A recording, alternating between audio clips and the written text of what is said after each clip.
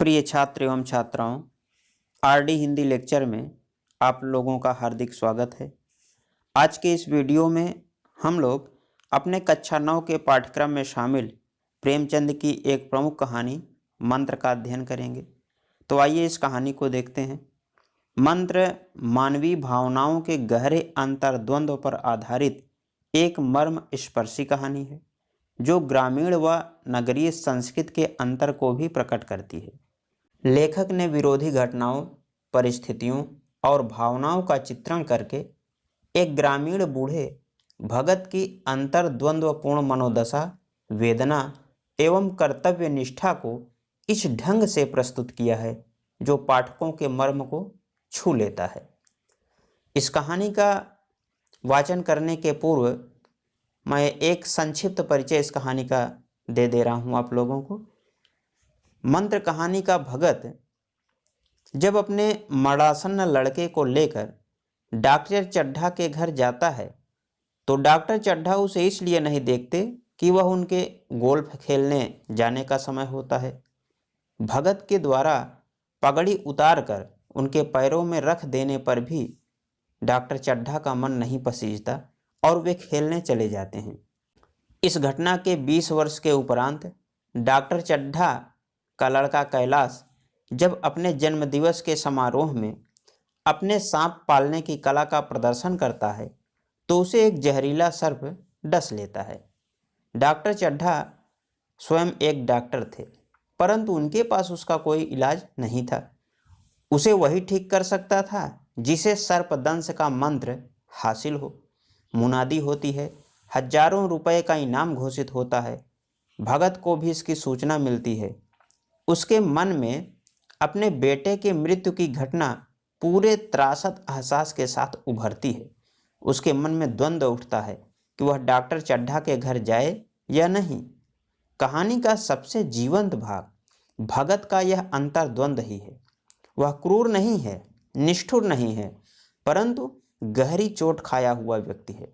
परंतु उसका दूसरा मन उसे प्रेरित करता है, उसकी नैतिकता को उभारता है और वह अपनी बुढ़िया को बिना बताए डॉक्टर चड्ढा के घर जाकर उसके बेटे को बचा लेता है और चुपचाप बिना किसी को बताए घर वापस आ जाता है।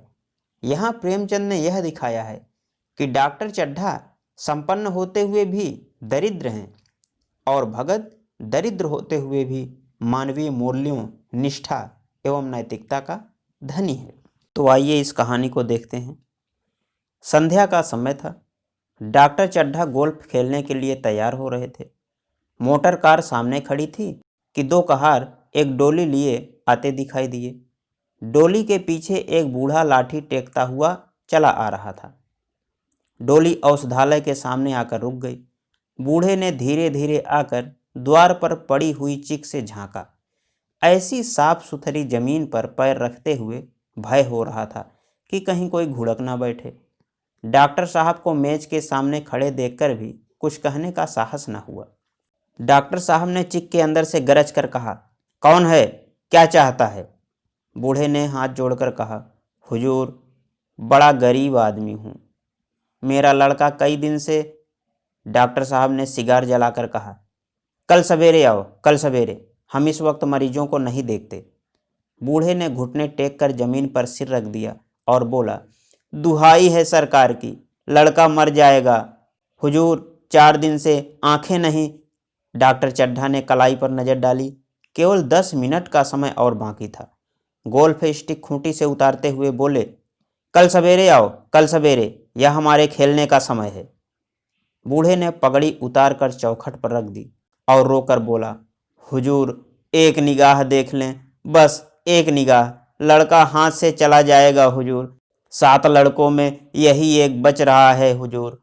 हम दोनों आदमी रो रो के मर जाएंगे। सरकार आपकी बढ़ती होए, दीन बंधु। ऐसे उजड़ देहाती यहाँ प्रायः रोज आया करते थे। डॉक्टर साहब उनके स्वभाव से खूब परिचित थे। कोई कितना ही कुछ कहे पर वे अपनी ही रट लगाते जाएंगे, किसी की सुनेंगे नहीं। धीरे से चिक उठाई और बाहर निकलकर मोटर कार की तरफ चले। बूढ़ा यह कहता हुआ उनके पीछे पीछे दौड़ा, सरकार, बड़ा धर्म होगा, हुजूर दया कीजिए। बड़ा दीन दुखी हूँ, संसार में कोई नहीं है बाबूजी। मगर डॉक्टर साहब ने उसकी ओर मुंह फेर कर देखा तक नहीं। मोटर पर बैठकर बोले, कल सवेरे आना। मोटर चली गई। बूढ़ा कई मिनट तक मूर्ति की भांति निश्चल खड़ा रहा। संसार में ऐसे मनुष्य भी होते हैं जो अपने आमोद प्रमोद के आगे किसी की जान की परवाह भी नहीं करते। शायद इसका उसे अब भी विश्वास न आता था।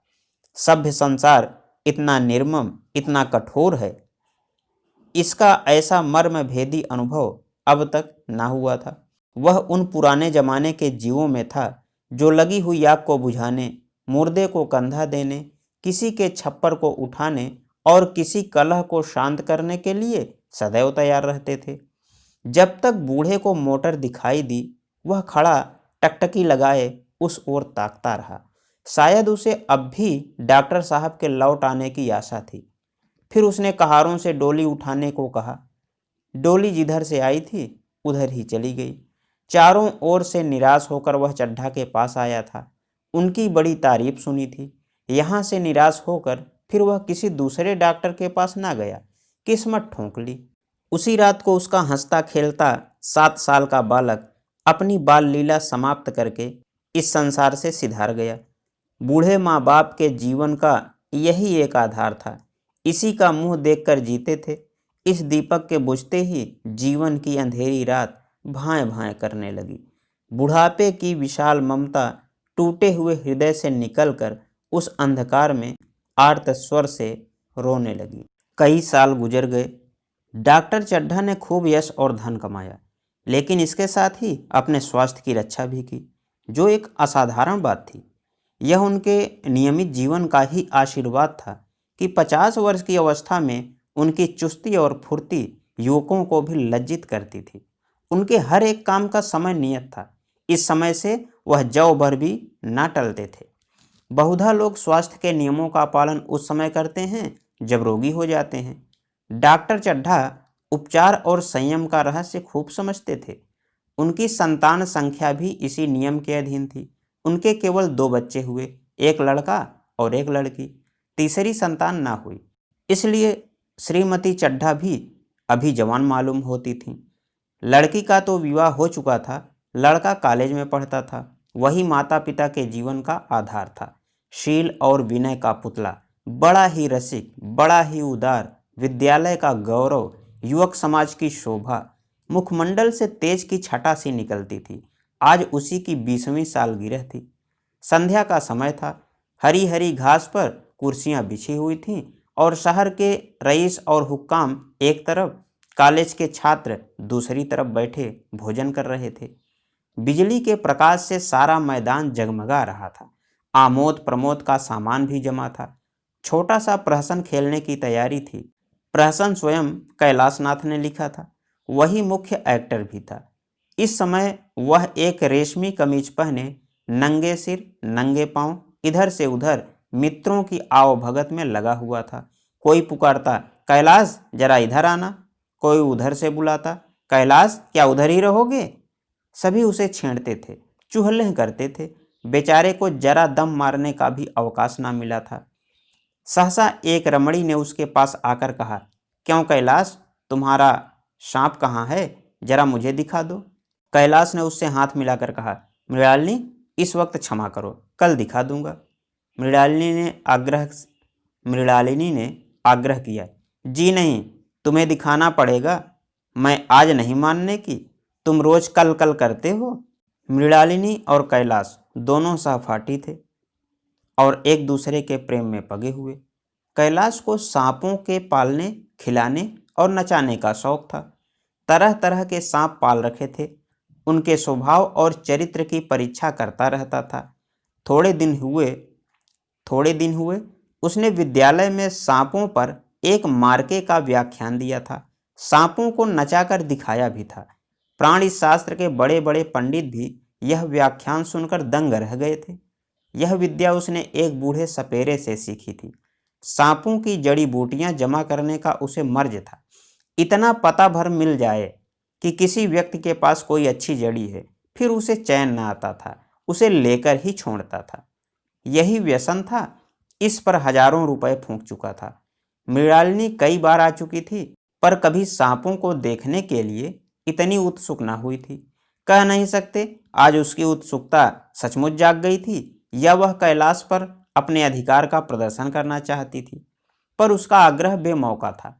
उस कोठरी में कितनी भीड़ लग जाएगी, भीड़ को देखकर सांप कितने चौंकेंगे और रात के समय उन्हें छेड़ा जाना कितना बुरा लगेगा, इन बातों का उसे जरा भी ध्यान न आया। कैलाश ने कहा, नहीं, कल जरूर दिखा दूंगा। इस वक्त अच्छी तरह दिखा भी ना सकूंगा, कमरे में तिल रखने की भी जगह ना मिलेगी। एक महाशय ने छेड़ कर कहा, दिखा क्यों नहीं देते? जरा सी बात के लिए इतना टाल मटोल कर रहे हो। मिस गोविंद, हरगिज न मानना, देखें कैसे नहीं दिखाते। दूसरे महाशय ने और रद्दा चढ़ाया, मिस गोविंद इतनी सीधी और भोली हैं, अभी आप इतना मिजाज करते हैं। दूसरी सुंदरी होती तो इसी बात पर बिगड़ खड़ी होती। तीसरे साहब ने मजाक उड़ाया, अजी बोलना छोड़ देती। भला कोई बात है, इस पर आपको दावा है कि मृणालिनी के लिए जान हाजिर है। मृणालिनी ने देखा कि ये शोहदे उस पर रंग चढ़ा रहे हैं तो बोली, आप लोग मेरी वकालत ना करें, मैं खुद अपनी वकालत कर लूँगी।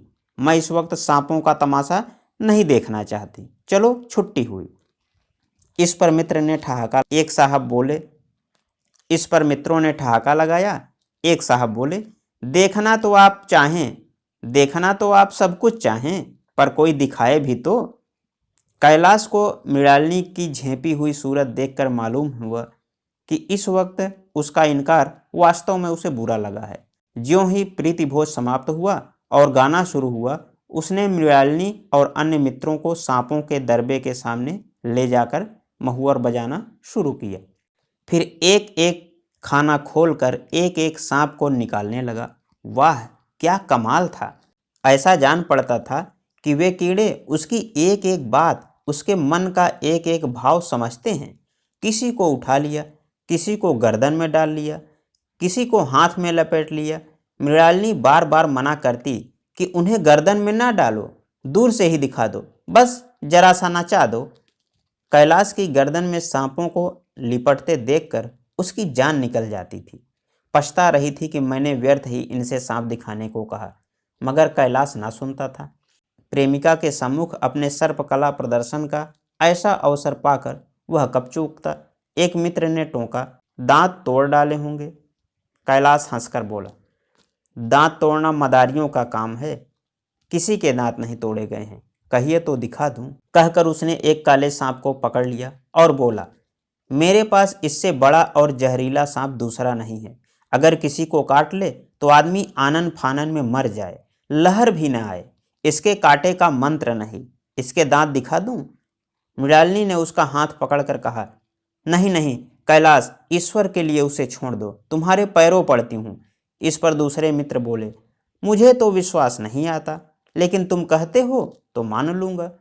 कैलाश ने सांप की गर्दन पकड़कर कहा, नहीं साहब, आप आंखों से देखकर मानिए। दांत तोड़कर वश में किया तो क्या किया? सांप बड़ा समझदार होता है। अगर उसे विश्वास हो जाए कि इस आदमी से मुझे कोई हानि ना पहुंचेगी तो वह उसे हरगिज ना काटेगा। मृणालिनी ने जब देखा कि कैलाश पर इस वक्त भूत सवार है तो उसने यह तमाशा ना करने के विचार से कहा, अच्छा भाई, अब यहाँ से चलो, देखो गाना शुरू हो गया है, आज मैं भी कोई चीज़ सुनाऊंगी।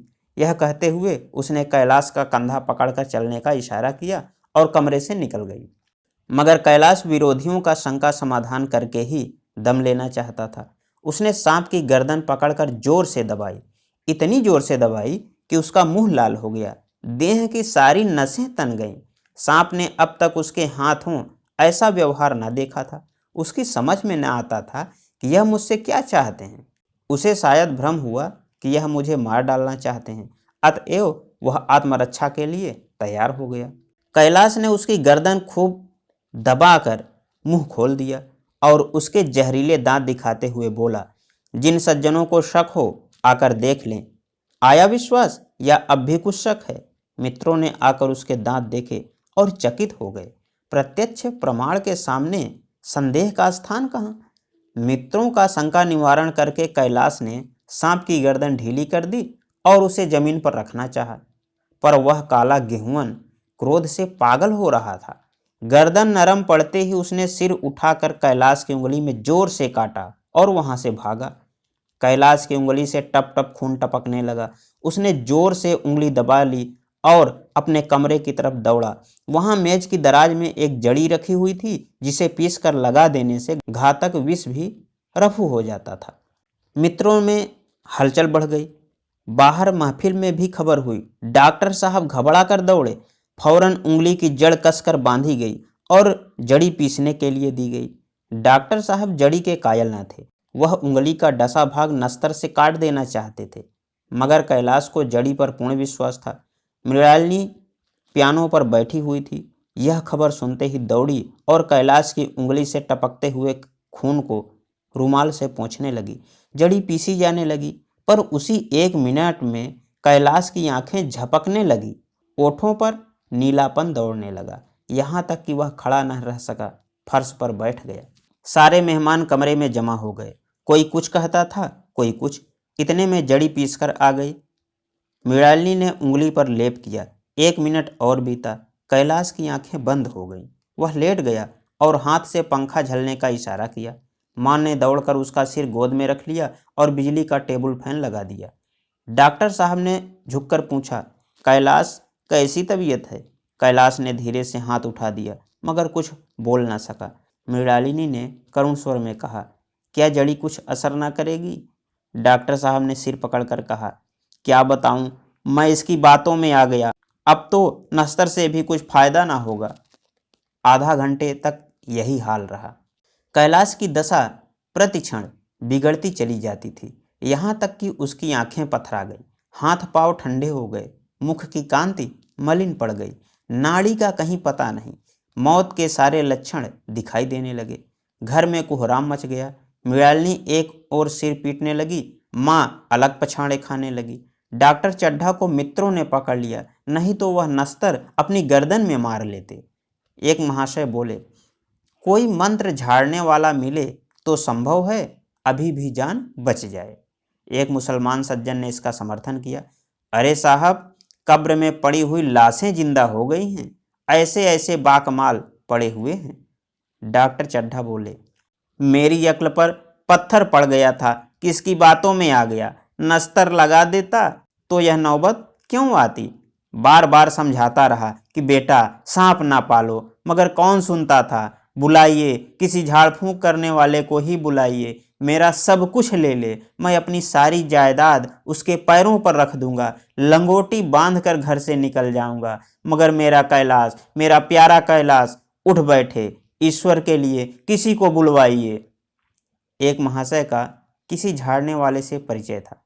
वह दौड़कर उसे बुला लाए, मगर कैलाश की सूरत देखकर उसे मंत्र चलाने की हिम्मत ना पड़ी। बोला, अब क्या हो सकता है सरकार, जो कुछ होना था हो चुका। अरे मूर्ख, यह क्यों नहीं कहता कि जो कुछ ना होना था हो चुका। जो कुछ होना था वह कहाँ हुआ? माँ बाप ने बेटे का सेहरा कहाँ देखा? मृणालिनी का कामना तरु क्या पल्लव और पुष्प से रंजित हो उठा? मन के वह स्वर्ण स्वप्न जिनसे जीवन आनंद का स्रोत बना हुआ था, क्या पूरे हो गए?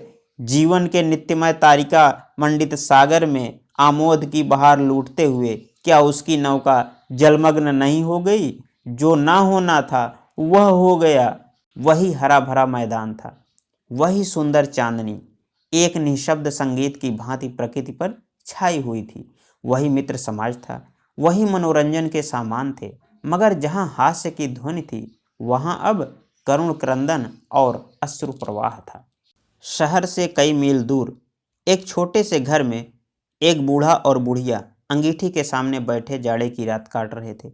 बूढ़ा नारियल पीता था और बीच बीच में खांसता था। बुढ़िया दोनों घुटनियों में सिर डाले आग की ओर ताक रही थी। एक मिट्टी के तेल की कुप्पी ताक पर जल रही थी। घर में ना चारपाई थी ना बिछौना। एक किनारे थोड़ी सी पुआल पड़ी हुई थी। इसी कोठरी में एक चूल्हा था। बुढ़िया दिन भर उपले और सूखी लकड़ियां बटोरती थी। बूढ़ा रस्सी बटकर बाजार में बेच आता था। यही उनकी जीविका थी।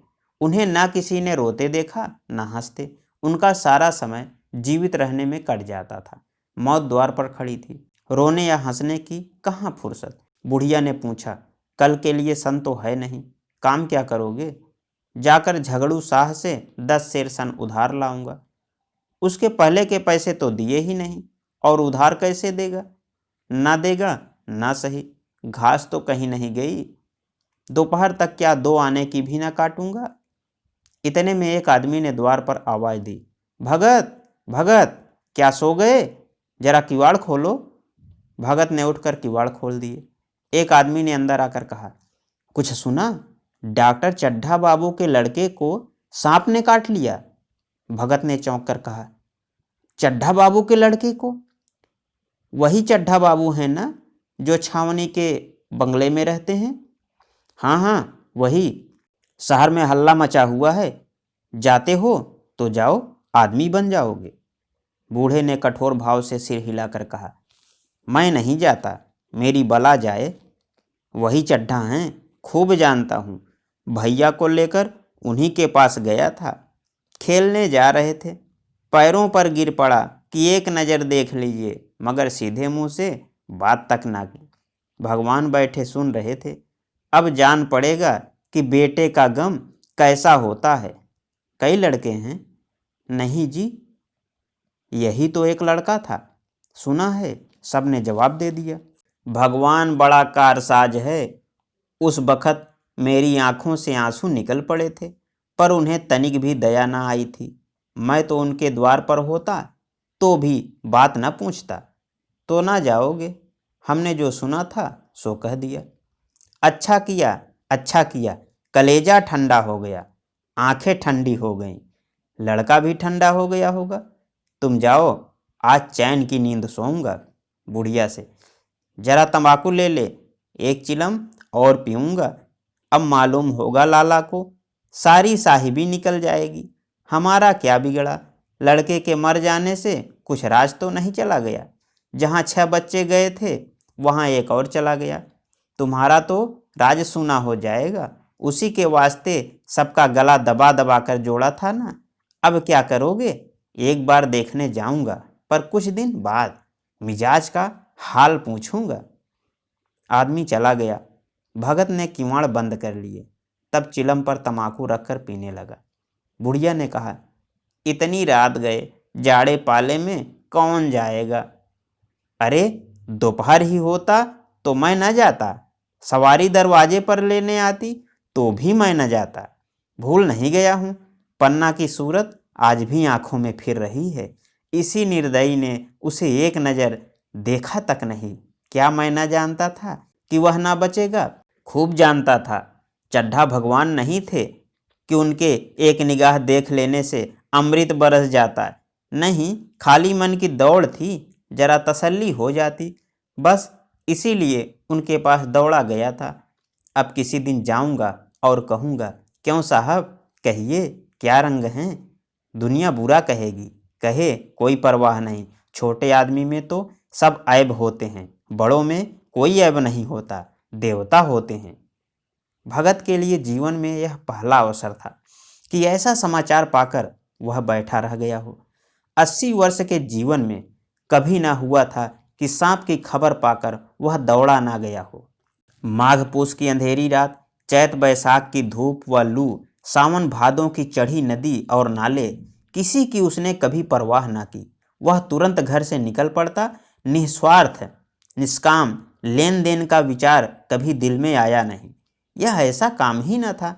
जान का मूल्य कौन दे सकता है? यह एक पुण्य कार्य था। सैकड़ों निराशों को उसके मंत्रों ने जीवन दान दे दिया था, पर वह आज घर से कदम नहीं निकाल सका। यह खबर सुनकर सोने जा रहा है। बुढ़िया ने कहा, तमाकू अंगीठी के पास रखी हुई है, उसके भी आज 2.5 पैसे हो गए, देती ही ना थी। बुढ़िया यह कहकर लेटी। बूढ़े ने कुप्पी बुझाई, कुछ देर खड़ा रहा, फिर बैठ गया, अंत को लेट गया। पर यह खबर उसके हृदय पर बोझ की भांति रखी हुई थी। उसे मालूम हो रहा था उसकी कोई चीज़ खो गई है, जैसे सारे कपड़े गीले हो गए हैं या पैरों में कीचड़ लगा हुआ है, जैसे उसके मन में कोई बैठा हुआ उसे घर से निकलने के लिए कुरेद रहा है। बुढ़िया जरा देर में खर्राटे लेने लगी। बूढ़े बातें करते करते सोते हैं, जरा सा खटका होते ही जागते हैं। तब भगत उठा, अपनी लकड़ी उठा ली और धीरे से किवाड़ खोले। बुढ़िया ने पूछा, कहाँ जाते हो? कहीं नहीं, देखता हूँ कितनी रात है। अभी बहुत रात है, सो जाओ। नींद नहीं आती? नींद काहे को आएगी, मन तो चड्ढा के घर पर लगा हुआ है। चड्ढा ने मेरे साथ कौन सी नेकी कर दी है जो वहां जाऊं? वहां आकर पैरों पड़े तो भी न जाऊं। उठे तो तुम इसी इरादे से हो। नहीं री, ऐसा पगला नहीं हूं कि जो मुझे कांटे बोए उसके लिए फूल बोता फिरूं। बुढ़िया फिर सो गई। भगत ने किवाड़ लगा लिया और फिर आकर बैठा, पर उसके मन की कुछ ऐसी दशा थी जो बाजे की आवाज कानों में पड़ते ही उपदेश सुनने वालों की होती है। आंखें चाहे उपदेशक की ओर हों, पर कान बाजे की ओर ही होते हैं।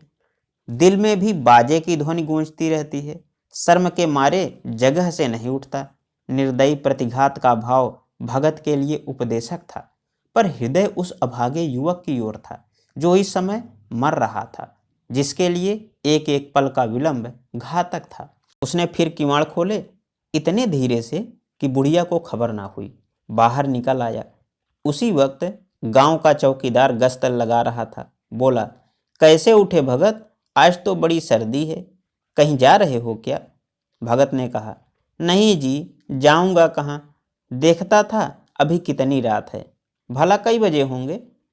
चौकीदार बोला, 1 बजा होगा और क्या। अभी थाने से आ रहा था तो डॉक्टर चड्ढा बाबू के बंगले पर भीड़ लगी हुई थी। उनके लड़के का हाल तो तुमने सुना होगा, कीड़े ने छू लिया है, चाहे मर भी गया हो। तुम चले जाओ तो शायद बच जाए। सुना है 10,000 देने को तैयार हैं। भगत, मैं तो ना जाऊं, चाहे वह 10 लाख भी दें।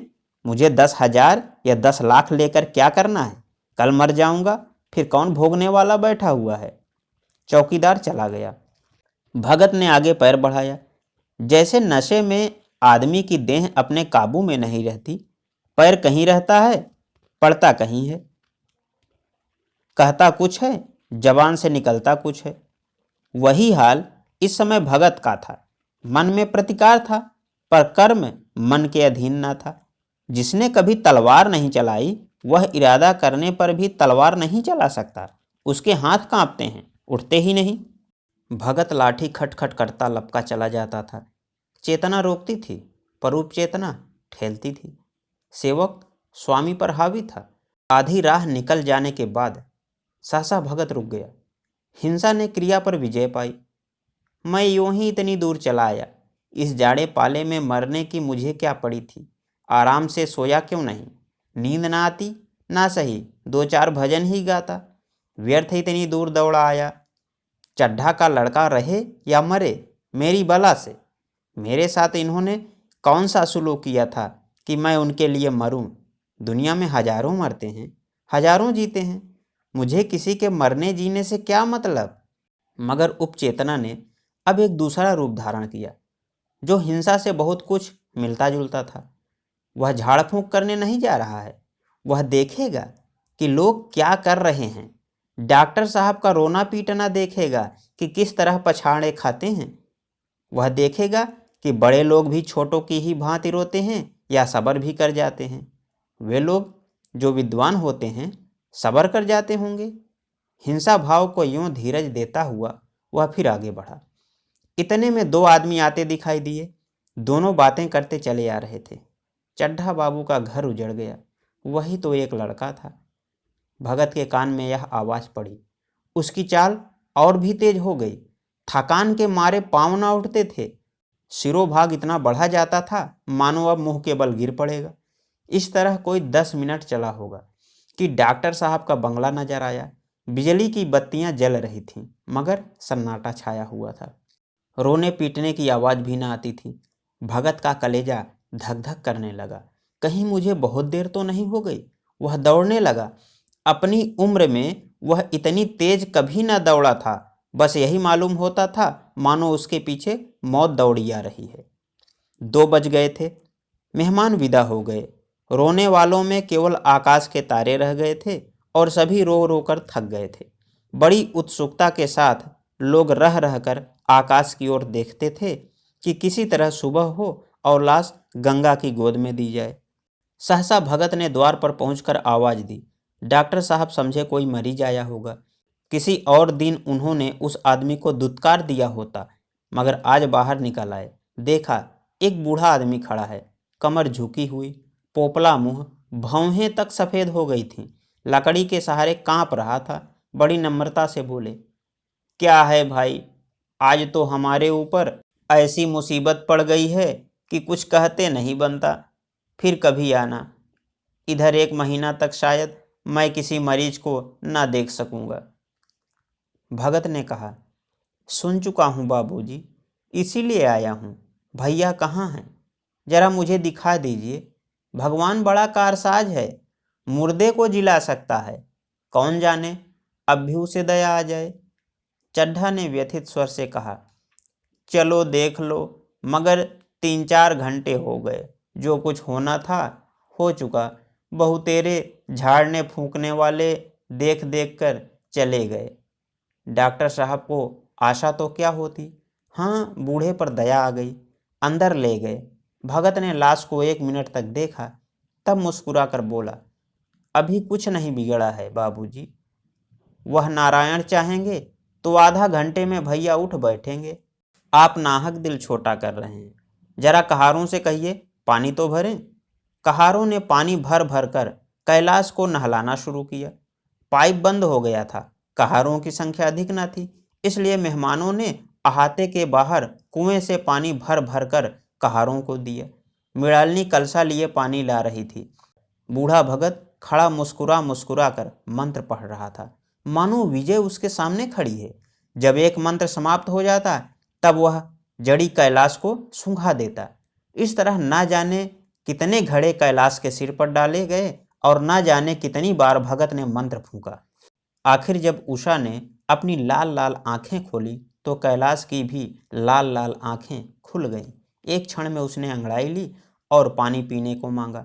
डॉक्टर चड्ढा ने दौड़कर नारायणी को गले लगा लिया। नारायणी दौड़कर भगत के पैरों पर गिर पड़ी और मृणालिनी कैलाश के सामने आंखों में आंसू भरे पूछने लगी, अब कैसी तबीयत है?